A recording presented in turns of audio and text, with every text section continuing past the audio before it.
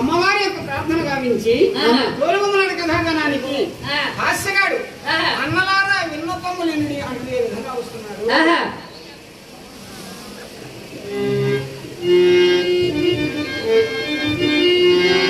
అన్నలారా విన్నపమది నన్ను మనన గౌరవించి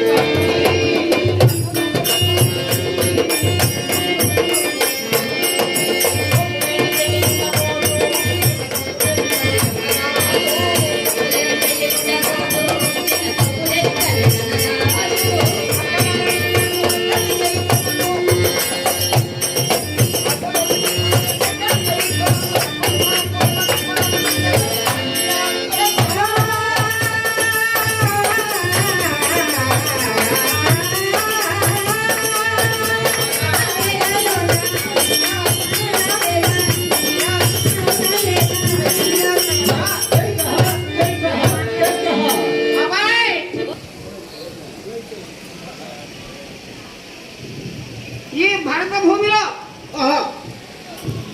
అంటే ఈ పుణ్య భాగ్యేశ్వర స్వామి వారుగా అయ్యవారు అవతరించే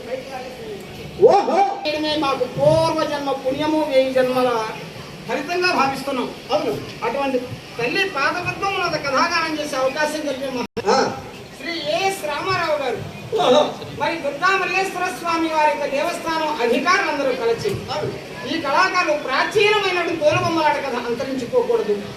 ఈ కళాకారులకు ప్రతి నెల భక్తి ప్రసాదించాలి. ఇలాంటి కళాకారులు ప్రతి చోట ఉన్నారని ఆ వంటి కళాకారులను పిలిచి కథాగానం ఇస్తున్నారు.